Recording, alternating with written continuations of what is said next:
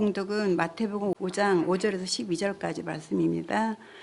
온유한 자는 복이 있나니 저희가 땅을 기업으로 받을 것이며 우애지리고 목마른 자는 복이 있나니 저희가 배부를 것이며 긍휼히 여기는 자는 복이 있나니 저희가 긍휼히 여김을 받을 것이며 마음이 정결한 자는 복이 있나니 저희가 하나님을 볼 것이며 화평하는 자는 복이 있나니 저희가 하나님의 아들이라 일컬음을 받을 것이며 의를 위하여 핍박을 받은 자는 복이 있나니 천국이 저희 것임이라. 나를 인하여 너희가 욕하고 핍박하고 거짓으로 너희를 거스려 모든 악한 말을 할 때에는 너희에게 복이 있나니 기뻐하고 즐거워하라. 하늘에서 너희의 상이 큼이라. 너희 전에 있었던 선지자들은 이같이 핍박을 하였느니라. 아멘. 오늘 저는 이 본문 말씀 가지고 팔복에 대한 네 번째 이야기, 온유한 자에 대한 말씀 한번 살펴보도록 하겠습니다. 온유한 자에 대한 그 말씀 우리가 많이 이제 듣고 또 보고 또 이것이 이제 성령의 열매라는 것도 알고 다 그런데, 근데 이 온유한 자가 어떤 뜻인지는 어떤 철학적인 개념도 있고 또 우리 어떤 선교적인 개념도 있고 종말론적인 그런 개념도 있어서 굉장히 그 중요한 그 내용이라 좀 두 주에 걸쳐서 이 말씀을 좀 해야 되겠다 싶습니다. 우리 인생을 살아갈 수 있는 거, 이 팔복도 역시 마찬가지거든요. 그렇게 살면 복이 있다는 거죠. 그죠? 그렇게 살면. 그러면 우리가 복을 얻기 위해서 어떤 수단이 필요하다는 얘기예요. 저는 뭐 여러 가지 이제 어떤 작업을 할 때, 이제 기계적인 작업을 하든지 뭐를 하든 간에 보면은 그 작업을 쉽게 할 수 있는 그런 도구가 많이 나왔어요.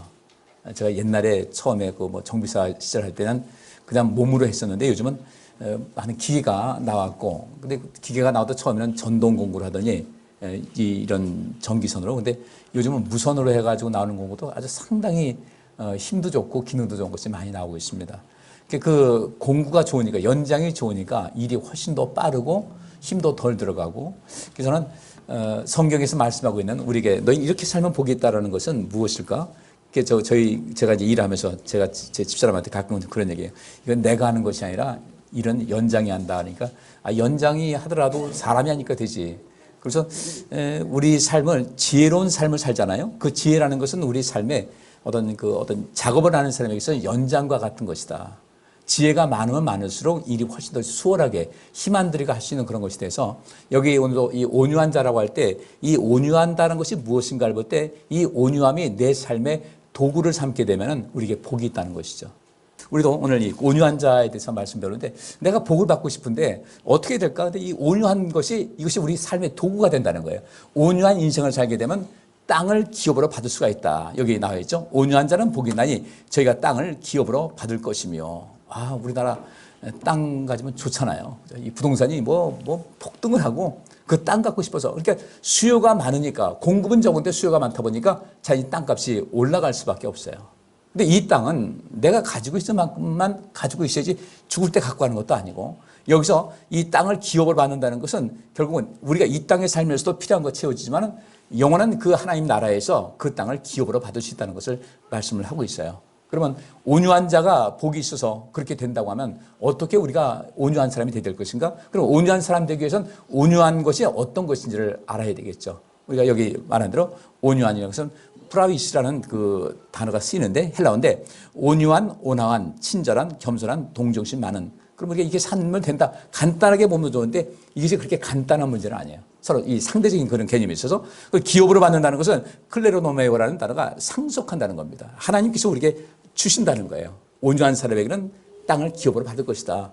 이 성경이 여기 마태복음 5장 5절에만 있는 것이 아니라 성경 곳곳에서, 특히 시편에서는 온유한 자가 땅을 기업으로 받을 것이라고 말씀을 하고 있는데, 우리는 그 자체로 그 한 절만 보면 온유한 자는 복이 있나니 저희가 땅을 기업으로 받을 것이다. 그러면 온유한 것이 뭐길래 이들에게 땅을 기업으로 주실 것인가가 중요한 거죠.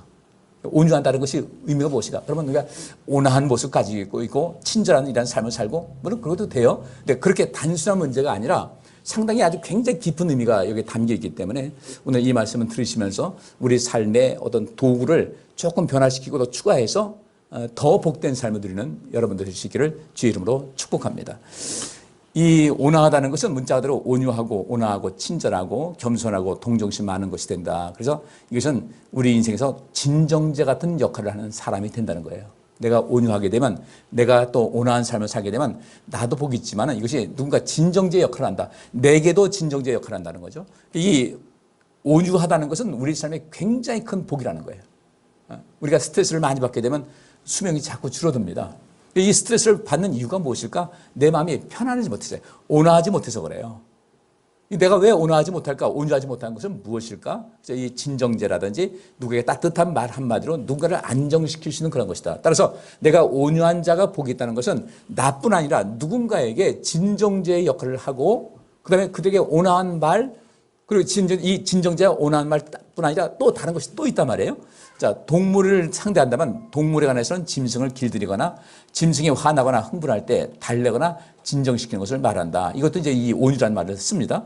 또 사람, 인간관계에서는 분노와 난폭과 매정과 잔인 등으로 사람들을 대하지 않고 온화하고 친절하고 온유하고 그래서 그들을 즐거운 상태로 이끄는 것을 의미한다.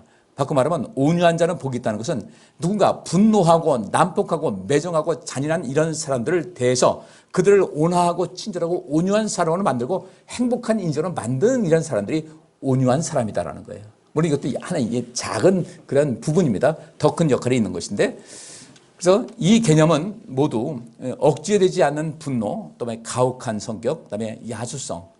우리가 그래서 저 사람이냐, 저 짐승이지 그럴 때 있잖아요. 우리도 짐승 같은 그런 부분이 사람에게 누구나 다 있는데 이걸 잘 억제할 수 있어야 되는데, 그리고 이기심과 반대된다는 겁니다. 온유가 무엇인가를 알게 되면 그 반대 개념은 무엇인가를 봐야 돼요. 억제되지 않는 분노, 온유하지 못해요. 이 성격이 가혹해요. 굉장히 잔인한 그런 사람들이 있습니다. 그리고 이 이기심과 반대된다는 것이 이 온유하다는 그런 개념입니다. 그래서 이 개념은 고상한 마음을 가진 사람, 즉 모욕을 받고도 화를 내지 않는 현인, 또 재판에 임하여 인정 많은 재판관, 나라를 다스림에 있어서 자비로운 왕 등이 지닌 성격의 특징을 나타낸다. 그래서 이 나라를 다스림에 있어서도 자비로운 왕 등이 지닌 성격의 특징을 나타내는데, 그래서 이 단어들은 이상적 통치자에 관한 묘사나 고위직에 있는 사람에 대한 찬사 속에서 이제 자주 등장을 하게 됩니다. 성경에서 나오게 되는데, 민수기 12장 1절부터 3절 보니까요. 같이 읽어요. 모세가 구스 여자를 취하였더니 그 구스 여자를 취하였으므로 미리암과 아론이 모세를 비방하니라. 그들이 이르되 여호와께서 모세야만 말씀하셨느냐 우리와도 말씀하지 아니하셨느냐 하매 여호와께서 이 말을 들으셨더라. 이 사람 모세는 온유함이 지면의 모든 사람보다 승하더라. 아멘. 이걸 보니까 이제 어떤 사람들은 아니 모세가 출애굽기 보면은 그 십보라라는 그런 여인을 아내로 맞아들였는데 그럼 또 후처를 구한 것이냐 이렇게 얘기를 하는 사람도 있는데, 이것은 그렇게 그 긴 시간은 아니죠. 출애굽한 상과부터 이제 이런 모든 것은 긴 시간 아니고 거의 애굽에서 나와가지고 시내산에 있을 때하고 애굽에 출발했을 때니까 1년, 2년 지나게 되면 이런 일이 다 펼쳐지는 것이에요. 모세가 구스 여자를 취했다. 십보라가 아마도 이 구스 여자, 구스가 어디입니까? 지금 말하면 이디오피아죠. 이 구스 여자를 취했다는 게 얼굴이 좀 깜짝잡했을 거예요. 그런 것 때문에 이 이방 여자를 취했다고 해서 그 누이 미리암과 그 형 아론이 모세를 비방을 합니다. 이것에 대해서. 이것이 대체적으로 이제 성경을 해석할 때 이 구스 여자 취한 것이 이 구스 여자가 십보라였을 것이다. 성경에 나오는 그 아내였을 것이다. 이렇게 하는 거죠. 그럼 모세가 이렇게 말할 수 있겠어요. 아니 형, 아니 누나. 내가 40세에 그 우리 히브리 민족을 돕고자 어떻게 하다 보니까 애굽 사람은 그 히브리 사람들, 우리 민족 히브리 사람들을 괴롭히는 그 사람과 맞서다가 과실로 인해서 사람이 죽었고 나는 그래서 도망 나와서 광야에서 이렇게 오랜 시간을 있었다. 40년 동안 광야에 있었으니까 형제간에 무슨 교제가 있겠습니까? 교통수단이 있겠습니까? 뭐 하겠습니까? 그렇게 만났으면 좋았는데 근데 형도 그렇고 누나도 그렇고 내 모든 상황을 알지 못하고 이것 때문에 나를 비난하는 것이 이게 말이 됩니까? 라고 할 만도 한데 여기 3절 말씀 보니까 이 사람 모세는 온유함이 지면의 모든 사람보다 승해서 이렇게 모세를 그 형과 누나가 비난하는데 모세는 어떻게 했다는 말이 나오지 않고 그 온유함이 지면의 모든 사람보다 가장 뛰어났다는 말로 한마디로 대변을 하는 거예요. 근데 대신 누가 화를 내세요? 여기 모세를 비방하니까 여호와께서 뭐라고 하십니까? 이 말을 들으셨어요. 그리고 그 다음에는 이 사람 모세는 온유함이 지면의 모든 사람을 등하더라 하면서 모세가 어떻게 했다는 말 나오지 않고 4절부터 보면 하나님께서 이 세 사람을 소환을 하십니다. 내게로 와라. 그래가지고 그 미디안과 아론을 향해서 굉장히 책망을 하셔요. 너희들도 물론 선지자고 내가 너희를 어떤 직분 줘서 일은 하고 있지만 모세는 너희를 대한 것하고 내가 모세에 대한 건 다르다는 거죠. 모세는 나와 대면하여 말하던 자다. 대면이라는 것이 뭐겠어요? 뭐라고 그랬어요? 입이라고 했죠? 얼굴이 아닌 입이라고 했는데 그 하나님과 굉장히 많은 대화를 나눈, 그래서 내가 속 깊은 얘기도 이 모세한테 다 하는데 이 차이가 있다. 근데 성경에서는 이렇게 모세는 온유함이 지면의 모든 사람보다 승하더라. 결국은 이 모세의 이 온유한 성격 때문에 이스라엘 백성들이 어디 들어간 거예요? 가나안 땅에 들어간 거예요. 모세가 그 백성들을 이끌면서 굉장히 마음고생을 많이 했거든요. 한때는 이 백성들에 내가 낳은 자식이라도 된다는 겁니까? 내가 왜 이렇게 속을 썩어야 됩니까? 그러면서도 하나님께서 이들을 징계하려면 하나님 앞에 가서 하나님 한 번만 참아달라고, 용서해달라고 그렇게 애를 썼던 사람이 모세거든요. 그러니까 그 모세가 이 땅에서도 그렇고 하늘나라에서도 굉장히 많은 상급이 있었을 것 같아요. 이 사람 모세는 온유함이 지면의 모든 사람보다 승하더라. 이 세상 살면서 그래서 리더의 자격들, 어떤 것의 지도자 역할을 한다. 우리는 세상에 하나님의 제사장으로 살고 있으니까 우리 역시 이 온유함이 모든 사람보다 뛰어난 그런 모습을 가질 수 있어야 되고, 또 우리나라에 많은 정치인들 있는데 그들 위해서 기도할 때 하나님 저들의 마음속에 온유함을 갖게 해달라고, 온유함을 갖게 해달라고. 그 이 온유함이 무엇인가 뒤에 이제 나오긴 하겠지만 어쨌든 이 시대에 뭐 세상이든 우리 교회든 그 리더는 온유함이 있어야 된다. 그것이 이제 필요하다는 거예요. 근데 이 세상 어디 그렇습니까? 온유함이 별로 없어요. 우리는 이 모세가 가졌던 온유함을 가지고 그 모든 이스라엘 백성들을 가나안 땅으로 인도한 것 같은, 그래서 그들에게 땅을 줄 수 있는 그런 삶을 살아가는 것이거든요. 이것이 온유함이에요. 그 온유함이라는 것은 내가 삶이 좀 가난해야 돼요. 바꿔놓으면 가난해야 돼요. 바꿔서 가난하다는 것은 내가 경제적으로 아무것도 갖지 말라는 그런 것이 아니라 그 가난하고 어려운 사람들을 알 수 있고 공감할 수 있는 공감 능력이 있어야 된다는 거죠. 근데 가진 사람들은 그 공감력을 갖지 못합니다. 왜 이 재벌 3세에 넘어가게 되면 그들이 사회적으로 문제가 많이 있는가? 그들은 어려운 삶을 살아보지 못했어요. 항상 그들은 특별한 삶을 살았어요. 그리고 세상 모두가 다 자기 같은 줄 아는 거예요. 그러니까 어려운 사람들 봐도 안 하는 겁니다. 그냥 그 기업의 어떤 이미지를 살리기 위해서 기분을 하는데 사실 가진 것만큼 많은 것은 주지 않더라는 거죠. 그들이 앞장서야 되는데, 그럼 우리 하나님에 있는 백성들, 우리가 그리스도의 그 제자로서, 하나님의 제자로서 우리가 온유함을 가져야 되거든요. 온유함을 가지고 세상에 빛을 줄 수 있어야 되고 어떤 영감도 줄 수 있어야 되고 행복을 줄 수 있어야 되는데, 기독교인들은 과연 어땠는가? 여러분들 이 초기 교회 끝나고 나서 교회가 계속 성장합니다. 교회가 언제부터 교회가 타락하기 시작했을까? 권력과 돈이 집중되면서부터 교회는 타락하기 시작했어요. 그리고 그것은 지금도 계속 이어지고 있습니다. 우리가 정신 바짝 차리고 살아야 돼요. 온유하셔야 돼요. 그래서 온유라는 것은 거기에 가난이라는 뜻도 있고 궁핍함이라는 뜻도 있고 고통스러운 이라는 삶을 포함을 하고 있습니다.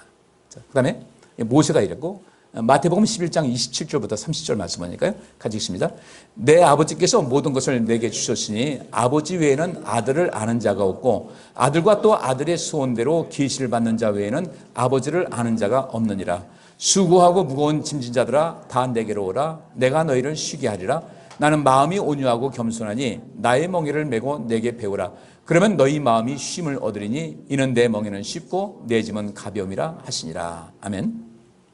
자, 예수님께서 말씀하시기를 나는 마음이 온유하다라고 말씀하셨어요. 그리고 그분께서 우리에게 뭘 주신다고 그래요? 나는 마음이 온유하다. 내가 너에게 줄 것이 있다. 뭘 준다고요? 쉼을 주겠다. 여기도. 근데 우리 예수님께서 얼마만큼 가셨는가? 내 아버지께서 모든 것을 내게 주셨다는 거예요. 나는 모든 것을 가지고 있다. 아버지께서 내게 모든 권세를 주셨다. 그래서 귀신도 쫓아내시고 죽은 자를 살리시고 다 하시는 거예요. 모든 것을 내게 주셨으니까 주님께서는 부족한 것이 없는 분이에요. 부족한 것이 없는데도 불구하고 예수님께서 이 땅에 오셔서 공생애를 하실 때 머물렀던 곳이 어디였습니까? 가버나움이에요. 가버나움은 그 시대에 정말 가난한 사람들이 많이 모여 살던 그런 곳입니다. 그곳에서 주로 사역을 하셨어요. 예루살렘은 언제 오셨는가? 명절 지키느라고 오셨고, 그 외에는 그 가버나움과 더불어 그 지역의 많은 어려운 사람들, 고통받는 사람들과 함께 먹고 마시면서 그렇게 지내셨어요. 그렇기 때문에 주님께서는 그들의 배고픔을 너무도 잘 아시는 거예요. 그들의 배고픔을 아시는 주님께서 그들을 모른 척하지 아니하시고 그들에게 있는 것까지 다 한 겁니다. 물고기 이제 저 2마리하고 떡 5통이 가지고서 5병 이어가지고 5천 명을 먹이셨어요. 그것도 그 어린아이에게 달라고 해가지고 했는데 어쨌든 그 아이는 그거 가지고 한 끼 두 끼밖에 먹을 수밖에 없는데 그 아이도 풍성히 먹고 거기 있는 사람을 다 먹였다는 거죠. 예수님께서 하시는 방식이 바로 그겁니다. 배고픈 자에게 쉼은 뭐예요? 네? 배고픈 자에게 쉼은 뭐예요? 먹여주는 거예요. 목마른 자에게 쉼은 뭐예요? 마시게 하는 거예요. 그죠? 재물이 부족한 자에게 쉼은 뭐예요? 그 재물을 도와주는 거예요. 약한 자에게 쉼은 뭐예요? 약한 것을 도와줘서 강한 자가 약한 자를 도와주는 거예요. 이것이 온유한 삶을 살아가는 사람들 바로 그런 것입니다. 온유한 자는 복이 있다. 누군가 뭔가 쉼을 얻지 못하고 무언가에서 웅크리고 있고 삶에 힘들어하는 그런 사람들을 다가서서 그들에게 쉼을 주는 것이 무엇인가? 이것이 온유한 거예요. 그래서 예수님께서 말씀하시기를 나는 마음이 온유하고 겸손하니 나의 멍에를 메고 내게 배우라. 그러면 온유한 자가 복이 있다고 하는 그 말씀대로 어떻게 하면 내가 온유해서 땅을 기업으로 받을 수 있을 것인가? 예수님께서 나는 마음이 온유하고 겸손하니까 내게 배우라는 거예요. 우리 성경을 통해서 온유한 삶이 무엇인지를 이제부터 배워나가셔야 돼요. 그럼 여기서 배우는 것은 무엇이겠습니까? 모든 것을 가지셨다.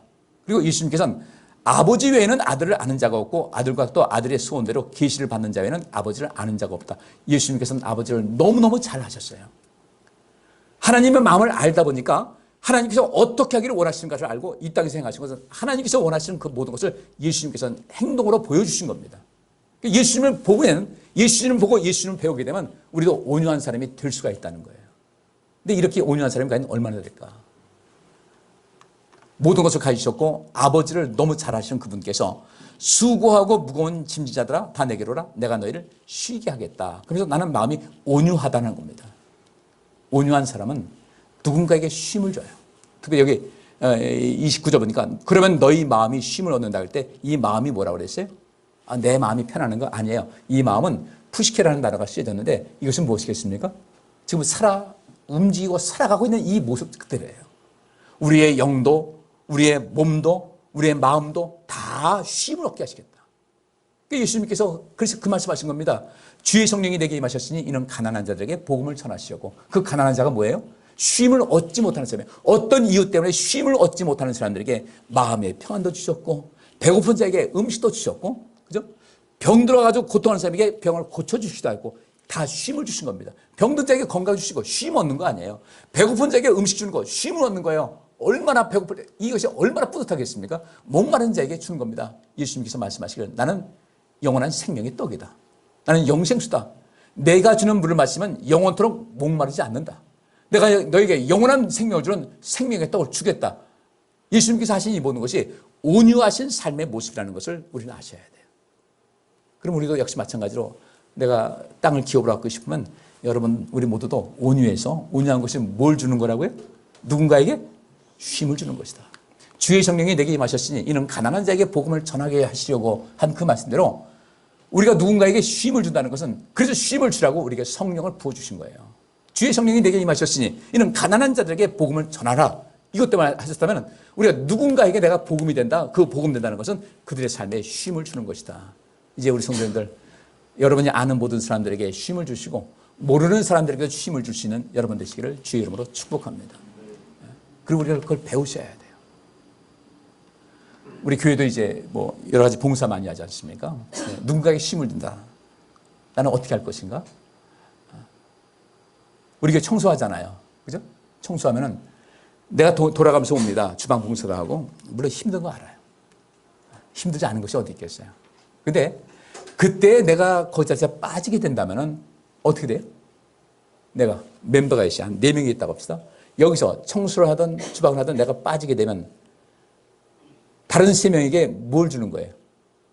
쉼을 주는 거예요? 짐이 되는 거예요? 이 온유라는 것이 우리가 아주 상당히 단순하면서도 굉장히 중요한 것인데 우리 이거 단순하기 때문에 놓쳐버리는 거예요. 온유한 자는 왜 땅을 기업으로 받는가 봤더니 누군가에게 쉼을 주는 삶을 살기 때문에 복을 얻는 겁니다. 근데 누군가에게 짐을 주면 안 된다는 거예요. 쉽게 예를 드는 겁니다. 그래서 우리 교회 청소한다. 청소하는 거, 나 빠질 수도 있지. 그것이 아니라 내가 빠짐을 통해서 다른 사람에게 짐이 안겨진다는 거예요. 그것이 뭐 아주 혹독한 짐은 아니라 할지라도 그러면 쉼을 주는 게 아니잖아요. 나는 마음이 온유해서 너희 마음에, 너희 삶에 쉼을 준다고 했는데 우리는 이 세상 살면서 누구에게도 쉼을 줄지언정 절대로 짐은 주지 말자. 할렐루야. 네, 서로 옆에 보시면 인사합니다. 쉼을 많이 주고 계시죠? 시작. 왜 말씀 안 하세요?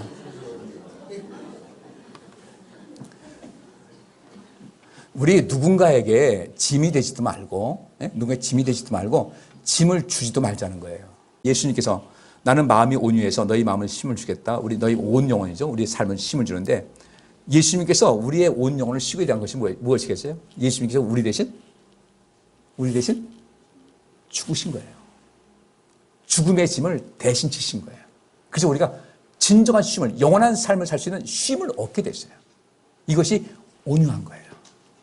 이 온유하다는 것이 단순히 내 마음 편안하고 온화하고 한 그런 것이 아니라 누군가의 삶에 쉼을 주는 이것이 온유한 삶이다. 그래서 하나님께서는 이 땅을, 또 하늘의 땅을 기업으로 주신다는 거예요. 굉장히 위대한 겁니다. 예수님의 쉼을 통해서 우리 배울 수 있어야 되고, 모세는 이 40년 동안 광야에서 이스라엘 백성들을 이끌면서 굉장히 고통스러웠잖아요. 그럼에도 불구하고 인내하면서 어떻게 하면 이 백성들을 가나안 땅으로 인도할 것인가, 거기에 온갖 힘을 다하다 보니까 그의 모세의 온유함은 이스라엘 백성들을 가나안 땅에 안착할 수 있게 하는 힘이 됐다. 우리 교회 리더도 역시 마찬가지죠. 그래서 저도 그렇고 우리 목회자, 장로님들, 또 권사님들, 안수집사님들 모든 것을 할 수 있는 것은 그렇게 우리 교회에 쉼을 줄 수 있는 그런 삶을 사는 것이 이게 온유한 삶의 모습이라는 것이죠. 꽤 범위가 넓어지죠. 나는 누군가에게 짐이 됐나? 쉼이 됐을까? 어떤 것이든 그 관심을 가지셔야 되는데 이것을 우리가 좀 꼭 살필 필요가 있다는 거예요. 온유하다는 것은, 이게 문자적인 것을 보겠습니다. 온유하다는 것은 이 프라위스라는 말씀이라고 제가 말씀드렸어요. 이것은 헬라어로 프라이스인데 이것은 70인 여권에서 모두 19에 사용됐다. 70인 여권이 뭐라고 그랬습니까? 구약 성경을 헬라어로 번역을 한 것이 70인 여권이에요. 그중 3회, 이거 19회가 사용됐어요. 이 70인역, 그러니까 구약 성경을 헬라어로 번역한 것 중에서 이 프라이스, 온유하다는 그런 단어가 모두 19회가 사용됐는데 그중 3번은 히브리어 아니의 역어와 아나우의 역어로 사용되었다. 이 아니라는 단어로, 이 히브리어의 아니라는 단어를 온유한 단어. 근데 이 아니라는 것이 무엇인가 봤더니 가난한, 비천한, 억압받는 이라는 것을 프라위스라고 하는 헬라어로 번역이 됐어요. 근데 아니 온유하다는 것이 왜 가난하고 비천하고 억압받는 것이지? 또 아나우 역시 마찬가지로 가난한, 고통받는, 겸손한, 온유한 이런 그 모든 것이 프라위스, 온유한 자는 복이 있다는 그 온유함으로 번역이 됐다는 것이죠.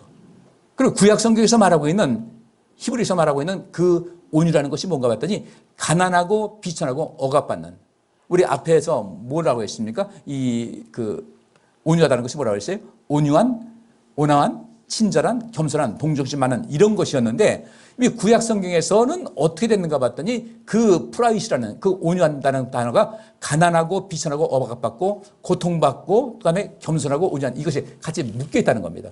왜 온유한 것과 가난한 것, 비천한 것이 왜 같은 맥락에 섰을까? 왜 동등한 계열에 섰을까를 우리가 연구를 할 필요가 있다는 것이죠. 근데 이것은 결국 그 당시 문화와 굉장히 연관이 있는 거예요.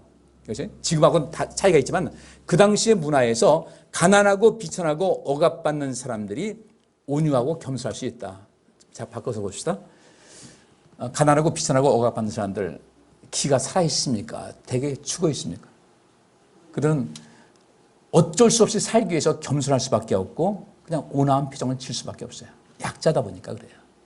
이런 외적인 면에서 이것을 나타내고 있는 겁니다. 그런데 우리 하나님께서는 그들을 억압받고 있기 때문에 가난하고 비천하기 때문에 어쩔 수 없이 내 힘을 다할 수가 없고 내 주장을 할 수 없는 그런 사람들. 그래서 이 온유하다는 것이 바로 그런 것입니다. 이런 사람들이 있는데 이것을 좋게 말하면 온유한 사람인데 사실 온유한 것은 아니죠.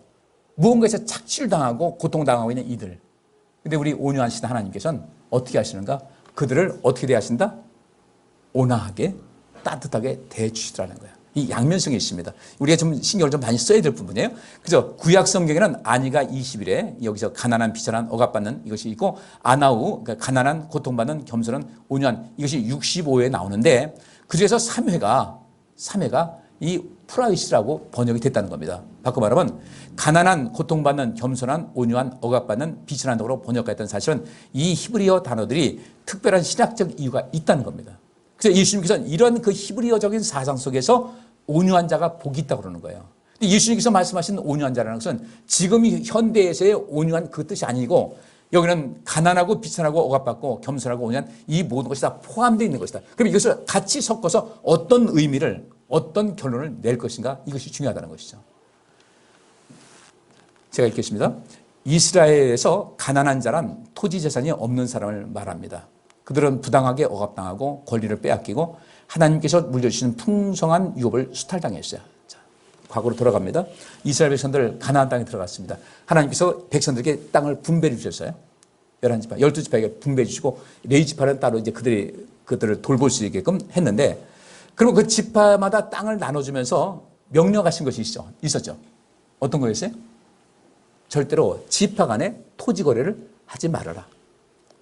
하나님께서 허락하신 그 토지 그 안에서 살고 어떤 사람이 너무너무 가난하고 힘들고 고통스러워서 이것을 팔 수밖에 없다고 할 때는, 다른 지파에 팔려고 할 때는 같은 지파 사람들이 나서서 다른 지파 사람들을 사지 못하게 하고 그 어려움을 도와서 그들의 삶을 유지할 수 있게 하라고 주님께서 말씀하신 거예요. 그래서 이제 희년도 역시 마찬가지죠. 50년마다 한 번은 희년도 역시 마찬가지로 그 어떤 이유에서 같은 지파라도 땅을 남한테 넘겼다고 할 때 50년이 지나면 거기서 그 어려운 사람 땅을 사가지고 누릴 건 많이 누렸으니까 본래 토지 주인에게 돌려주라는 것이 희년의 그 의미였거든요. 이 시대에 뭐 형용이 안 되는 거죠. 우리가 어떻게 이해가 되겠습니까? 50년 됐다고 돌려주는 거 안 되는 것인데 하나님께서는 그렇게 명령을 내리신 거예요. 근데 세월 지나다 보니까 그 하나님 명령을 지키더라 안 지키더라? 지키지 않죠. 나도 얼마나 돈 들여서 샀는데 이거 하냐? 근데 우리 하나님께서는 그것이 아니라 너 그만큼 얻은 것 얻었으니까 그렇게 해라.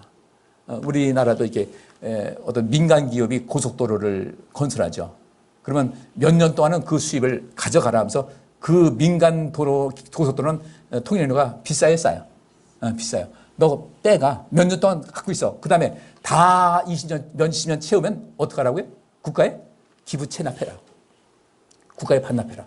돈 벌게 했으니까. 똑같은 원리인 거예요. 50년 썼으면은 많이 얻었으니까 다시 돌려주라는 거예요. 이게 하나님 방법이거든요. 근데 이스라엘 백성들에게도 그 모든 것이 무효가 돼버렸어요. 가진 사람들이 그 권리를 빼앗고 또 약한 사람 빼앗기가 된 겁니다. 이렇게 얘기하는 거예요. 그들은 부당하게 억압당하고 권리를 빼앗기고 하나님께서 물려주신 풍성한 유업을 수탈당했다라고 이야기를 합니다. 사실 그랬고요. 그래서 이스라엘 백성들 하나님 명령을 따르지 않고 그렇게 살다 보니까 나중엔 나라 전체가 어디로 넘어갔어요? 바벨론에게 뺏긴 거예요. 온유하지 못하면, 바꿔 말하면 온유한 자는 땅을 기업으로 차지하지만 반대로 더 심각한 것은 온유하지 못하면 땅을 어떻게 된다? 빼앗긴다.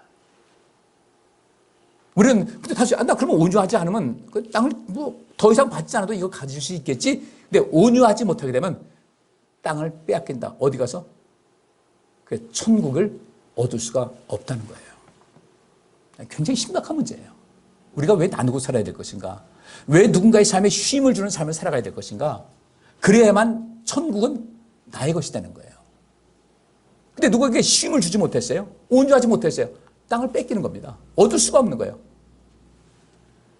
그들의 가난은 상속권 박탈과 불법적인 손에 의한 것이지 그 사람 자신의 잘못에 의해서 비롯된 것이 아님이, 이 단어 아니, 가난하고 비천하고 이것은 단어가 재산이 아니라 폭력과 대조되는 뜻을 지니고 있다는 점에서 나타난다. 내가 뺏겼어요. 어쨌든 내가 돈을 받고 그 땅을 넘겼다 이거죠. 근데 희년 이스라엘 백성들 말하면 이건 본래 하나님의 땅이니까 50년 지나면 다 벌 거 벌었으니까 다시 돌려주라는 것인데 그들은 돌려주지 않는 거예요. 이것을 우리 하나님께서 뭐라고 하시냐면 너는 지금 뭘 행하고 있다? 폭력을 행하고 있다고 말씀하시는 거예요. 그러니까 하나님 나라의 개념과 우리가 이 세상 살아가는 그런 모든 개념은 너무도 큰 차이가 있어요. 그리고 이게 어디에 기준을 맞춰야 될 것인가? 우리는 하나님 나라의 관점으로 세상을 살아갈 필요가 있다는 것이죠. 너무 욕심 부리지 마세요. 나눠 쓰세요. 베풀고 사세요. 누군가에게 쉼을 주세요. 내가 작은 자선을 베푼다? 내가 뭔가 자비를 베푼다? 그 어려운 사람에게 내가 조금만 해도 어떤 그 동정을 베풀어서 그들에게 필요한 것을 채워준다? 이렇게 했을 때 그것이 바로 무엇이다? 이것이 온유한 거예요. 온유는 내 마음만 편안한 것이 아니라 행동으로 옮길 때 그 온유의 열매가 맺혀진다는 거죠. 성령의 열매 마찬가지예요. 그 온유는 실천해야 되는 겁니다. 쉽게 말하면 온유는 뭐 하는 것이다? 누군가에게 뭘 주는 것이다? 쉼을 주는 것이다. 우리 주님께서 온유한 분이기 때문에 우리가 죄값으로 영원히 죽을 수밖에 없는, 영원한 형벌에 빠질 수밖에 없는 우리를, 그 온유함으로 인해서 우리를 어떻게 하셨어요? 우리에게 쉼을 주신 거예요. 그래서 우리가 천국 가게 된 거예요. 그럼 천국 가게 됐다. 그리고 이제부터 우리도 누군가에게 쉼을 줘야 된다는 거죠. 가족들끼리 뭘 줘야 돼요? 가족들끼리 뭘 줘야 돼요? 쉼을 주셔요. 우리 삶을 한번 돌아보시길 바랍니다. 오늘은 이제 여기까지만 하고 말씀을 마칠 거예요. 뒤에 보니까요. 이제 그들은 불법적인 착취의 희생물인 경우가 많았다. 이 가난한 자라는 것이 일반적으로 안위는, 지금 말이고 이 온유라고 번역된 그 구약 성경의 그 안위는 무방비 상태인 사람, 권리가 없는 사람, 억눌린 사람, 속임을 당하고 착취당하고 비천한 사람을 의미한다. 그래서 예수님께서 이사야 선지자의 말을 인용하듯이 주의 성령이 내게 임하셨으니 이는 가난한 자에게 뭘 주고? 복음을 전하게 하시려고. 그것이 오늘 제목대로 뭐인 거예요? 온유한 삶의 실천이라는 거예요. 그래서 우리에게 그 일을 감당하라고 성령을 주신 거예요. 성령 받아야만 온유한 사람이 돼서 누군가에게, 내 가족부터 내 자신에게도 내 이웃에게도 온 세상에서 쉼을 줄 수 있는 그런 모든 삶이 된다. 자, 보세요. 북한은 우리에게 쉼 줍니까? 안 줍니까? 항상 우리 위협을 해요. 쉼을 안 줘요. 그래서 그런 사람들 어떻게 되겠어요? 자, 이거 성경 한번 보시겠습니다. 욥기 24장 2절부터 4절. 어떤 사람은 지게표를 옮기며 양떼를 빼앗아 기르며 고아의 나귀를 몰아가며 과부의 소를 볼모 잡으며 빈궁한 자를 길에서 몰아내나니 세상의 가난한 자가 다 스스로 숨는구나. 이 세상에 가난한 사람이 결국 어떻게 되겠어요? 다 어떻게 돼요? 숨어요. 그래서 이 온유라는 단어에서 무슨 뜻이 있는 겁니까? 비천하다, 가련하다, 고통받는다는 뜻이 있는 거예요. 그들은 숨을 수밖에 없어요. 왜? 힘이 없으니까. 그러면 진정으로 이 온유한 사람들, 그 숨는 사람들을 어떻게 해야 돼요? 햇빛으로 이끌 수 있는 것이 온유한 사람이거든요. 결국 이 온유라는 단어, 프라이시라는 단어가 가난한, 비천한, 그 다음에 온유한, 온화한, 동정심하는 이 모든 것을 이게 묶어서 보다 보면 온유한 사람은 절대로 가난하고 비천한 사람, 쉼을 얻지 못하는 사람들을 그냥 돌보지 않고 지나가는 법이 없더라는 겁니다. 그리고 또 이 온유한 사람은 누군가 그 가난한 사람, 힘들고 고통스러운 사람들의 마음을 공감할 줄 아는 공감 능력이 있더라는 거예요. 그래서 우리가 하나님께서 때때로 우리를 가난하게 하고 약하게 하실 이유가 있어요. 왜 때때로 우리를 약하게 하시는가? 왜 가난하게 하시는가? 왜 고통받게 하시는가? 그때 비로소 뭔가를 깨달아 알 수 있기 때문이거든요. 그걸 알지 못하면 온유한 삶을 살아갈 수가 없다는 거예요. 기도합니다. 하나님 감사합니다. 온유한 자의 삶이 어떤 것인지를 살폈습니다. 왜 온유한 자가 복을 받는지 말씀을 살폈습니다. 온유한 삶을 살아서 온유한 사람이 돼서 누군가에게 쉼이 되어지고 힘이 되는 삶을 사는 것, 우리 예수님께서 그렇게 살아오셨는데 예수님을 닮아서 그런 삶을 살아 나도 행복하고 나도 땅을 얻고 많은 사람들에게 행복을 주고 기쁨을 주고 또한 삶의 의미를 찾을 수 있는 그런 삶을 살아가게 하여 주옵소서. 예수 그리스도 이름으로 기도하옵나이다. 아멘.